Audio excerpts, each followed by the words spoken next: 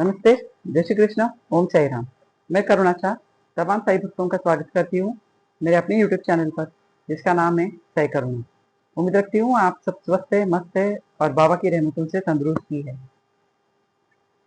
आज जो मैं बाबा की लीला आपको सुनाने जा रही हूँ, वो बाबा के एक परम भक्त की है, जिन्हें बाबा ने अपनी पिछले कई जन्मों से चलती आ रही बहन बताया था। उनका नाम था चंद्राबाई बोरकर। ये बहुत पवित्र आत्मा थी और बहुत बड़ी भक्ति साईं बाबा की। इन्होंने तन मन धन से बाबा की सेवा की हुई थी और कई दिनों तक वो सब कुछ छोड़ छाड़ कर बाबा की श्रेणी में आकर बाबा की सेवाएं किया करती थी। ऐसी चंद्राबाई बोरकर के साथ में बाबा की जो घटनाएं या बाबा की जो लीलाएं घटित हुई थी, उनमें से एक बहुत उम्दा और बहुत अच्छी लीला आज मैं आपको सुनाने जा रही हूँ। शायद आपने इनका नाम कई दफे सुना भी होगा। चंद्राबाई बोरकर जी साईं बाबा से मिलने सबसे पहले शिरडी में आए थे 1898 में। उसके बाद वो लगातार साईं बाबा से मिलने शिरडी आते रहते थे और जब 1912 में उनके हस्बैंड की पोस्टिंग पंढरपुर में थी, उस वक्त वो साईं बाबा से मिलने के लिए जब शिरडी आए थे, तब बाबा ने उनसे कहा था कि तुम जो आषाढ़ मास में अब अधिक मास आ रहा है ना, उसमें कोकिला व्रत करना, वो तुम्हारे और तुम्हारे फैमिली के लिए बहुत फलदायी होगा और भगवान शंकर तुम्हारी और तुम्हारी पूरे कुटुंब की कल्याण की पूर्ति की करेंगे। उन्होंने वो बात थोड़ी सी दिल पे ले ली थी, क्योंकि अधिक मास जो होता है ना, वो एक्चुअली 2.5 साल बाद आता है और कोकिला व्रत जो होता है ना, वो आषाढ़ मास में आने वाले अधिक मास में किया जाता है, जो कि 19 सालों बाद आता है। और इस आषाढ़ मास को एक्चुअली कोकिला मास भी कहा जाता है और कोकिला व्रत इस व्रत में मास में करने से वो बहुत ज्यादा फलदायी होता है। और ये व्रत जो होता है वो शंकर भगवान और पार्वती जी का होता है, जो कि सुहागन औरतें किया करती हैं। अब इस व्रत का एक नियम होता है कि कोकिला की आवाज सुनने के बाद ही खाना खाना होता है और उसके बाद सारा दिन उपवास रखना होता है, व्रत रखना होता है। तो कोकिला की आवाज शहरों में सुन पाना ये थोड़ा रेयर होता है। इस वजह से औरतें क्या किया करती है, ये जब अधिक मास आषाढ़ में आता है, तब वो किसी गांव में जाकर या किसी नदी किनारे जाकर बसती है 1 महीने के लिए और वहां जाकर वो इस व्रत को पूरा करती है। ये व्रत पूरा अधिक मास के 300 दिनों तक चलता है। इसके एक्चुअली जो पोथी होती है या ग्रंथ होता है, उसमें 30 चैप्टर्स होते हैं, 30 अध्याय होते हैं और रोज एक अध्याय लेडीज को पढ़ना होता है। चंद्राबाई बोरकर जी को जब बाबा ने कहा कि ये कोकिला व्रत तुम करना, ये तुम्हारे लिए बहुत फलदायी होगा, तो उन्होंने सोचा कि कोपर गांव के नदी किनारे, गोदावरी नदी के किनारे पर जाकर मैं ये व्रत करती हूँ। वहां जाकर वहां बहुत सारे पेड़ हुआ करते थे, झाड़ हुआ करते थे, तो उससे मुझे कोकिला का दर्शन या कोकिला की आवाज इजीली सुनाई दे सकती है। तो उन्होंने एक पवित्र जगह सिलेक्ट की गोदावरी नदी के किनारे और वो वहां जाकर रहने लगी। एक दिन सुबह जल्दी उठकर उन्होंने कोकिला व्रत किया, वो अध्याय पढ़ा और शंकर पार्वती जी की आरती की। और वो जब मंदिर को प्रदक्षिणा कर रही थी, अचानक एक फकीर जो यंग थे, काफी छोटी उम्र के थे, वो इनके सामने आकर खड़े हुए और उन्होंने इनसे कहा कि माँ, मुझे गुड़ की रोटी और लहसुन की चटनी खाने के लिए दो। अब चंद्राबाई बोरकर थोड़ी असमंजस में आ गई कि अब मैं उन्हें क्या जवाब दूं, पर उन्होंने कहा कि बाबा, ये जो चातुर्मास चलता है ना, इन चातुर्मास में हम ब्राह्मण लोग लहसुन प्याज ये सब चीजें नहीं खाते हैं और मैं भी यहाँ जो रहने आई हूँ वो कोकिला व्रत की वजह से रहने आई हूँ। यहाँ मेरा अपना कोई घर नहीं है जहां से मैं कोई चीज पकाकर आपको खिला सकूं। अब वो फकीर जो थे वो हंसकर उन्होंने इनकी तरफ देखा, कोई भी डिसअपॉइंटमेंट का भाव उनके चेहरे पर नहीं था और वो हंसते उनसे कहा, देणारा पण चांगला आणि न देणारा पण चांगला। इसका मतलब कि जो दे उसका भी भला, जो ना दे उसका भी भला। और वो हंसते हुए वहां से निकल गए। अब चंद्राबाई बोरकर पूरे इंसिडेंट्स के बारे में बार बार सोचने लगी, तो उन्हें ये एहसास हुआ कि ये जो फकीर आए थे, इनके चेहरे का जो ग्लो था वो एग्जैक्टली वैसा ही ग्लो था जो शिरडी साईं बाबा के चेहरे पर हुआ करता है।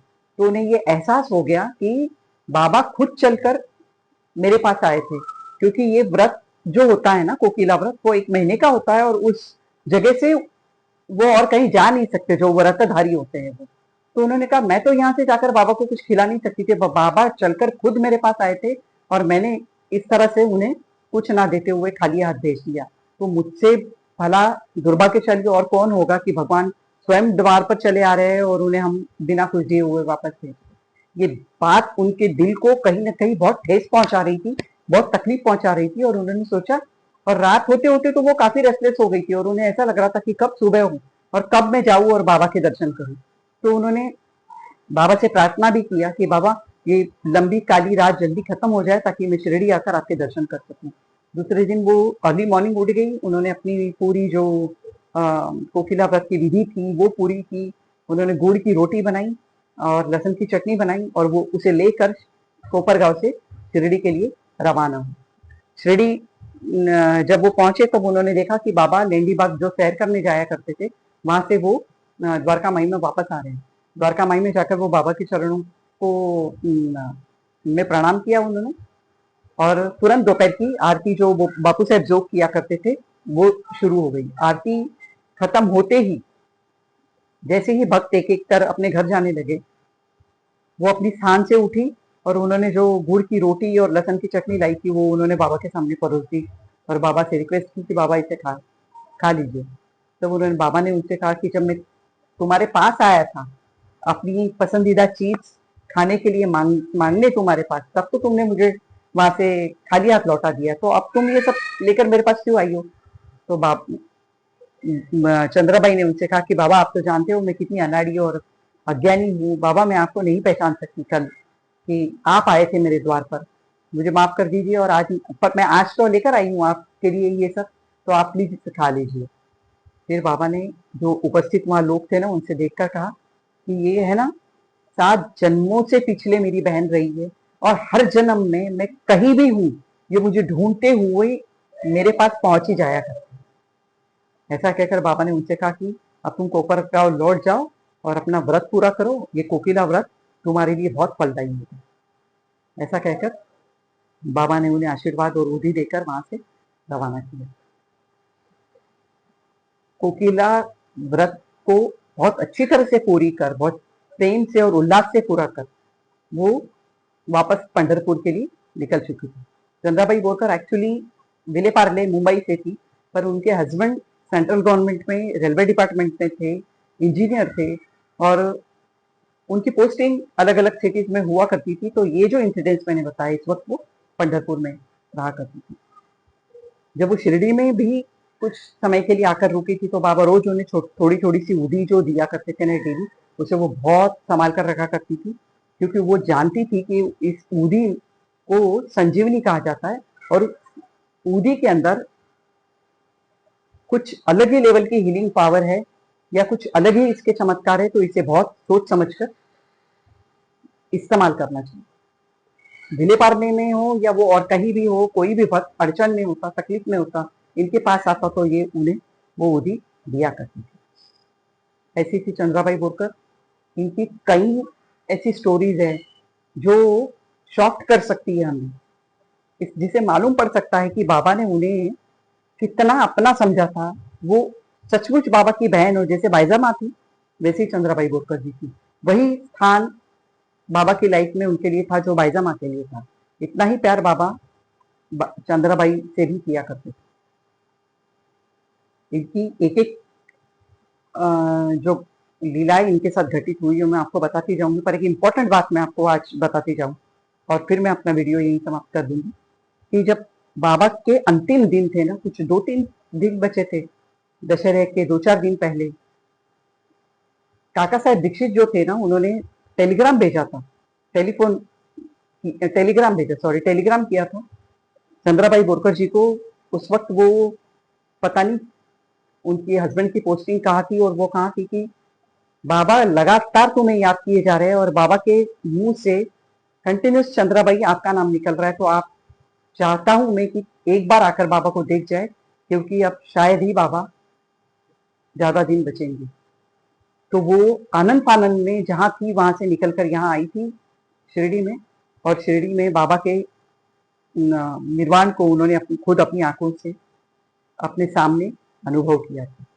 अंत में जो तुलसी का पत्र मुंह में रखा जाता है ना, वो तक चंद्राबाई बोरकर ने बाबा के मुंह में रखा था, बाबा को पानी पिलाया था और बाबा के मुंह में तुलसी पत्र रखने का मान भी चंद्राबाई बोरकर जी को मिला। धन्य है ऐसे भक्त, मैं जिनके बारे में क्या बोलूं और क्या उनके साथ घटित लीलाएं हैं और इससे इतना कुछ हम सीख सकते हैं जिंदगी में। और तब हमें महसूस अंदर ही झकझोर देते हैं हम अपने आप को कि हम इन सब के सामने हम कहीं भी स्टैंड नहीं करते हैं, हम कहीं दिखाई भी नहीं पड़ेंगे, हमारी भक्ति कोई वो लेवल की भक्ति भी नहीं है और पता नहीं वहां तक हम पहुंच भी पाएंगे या नहीं पहुंच पाएंगे। ऐसे ऐसे भक्त ये और ऐसी ऐसी इनका प्रेम था बाबा के लिए और बाबा का इनके लिए देखते ही बनता है। नेक्स्ट वीडियो में मैं और एक परम भक्त के बारे में आप लोगों को बताती जाऊंगी और उनके बारे में तो अब खैर आप नेक्स्ट वीडियो में देख ही लेंगे कि उनके बारे में मैं क्या ही बताऊं आपको, उनके बारे में कुछ भी बोलो शब्द कम पड़ जाते हैं। आज का वीडियो मैं यही समाप्त कर रही हूँ, बहुत जल्द दूसरा वीडियो लेकर आपके सामने आ रही हूँ, तो बने रहिएगा साई करुणा चैनल के ऊपर। ज्यादा से ज्यादा आपका प्रेम दीजिए इस चैनल को, शेयरिंग ज्यादा से ज्यादा करती जाइए, लाइक कीजिए, सब्सक्राइब कीजिए और बेल आइकन को प्रेस कीजिए ताकि आने वाली कुछ बेहतरीन वीडियो आप तक सबसे पहले। आज के लिए आज्ञा दीजिए।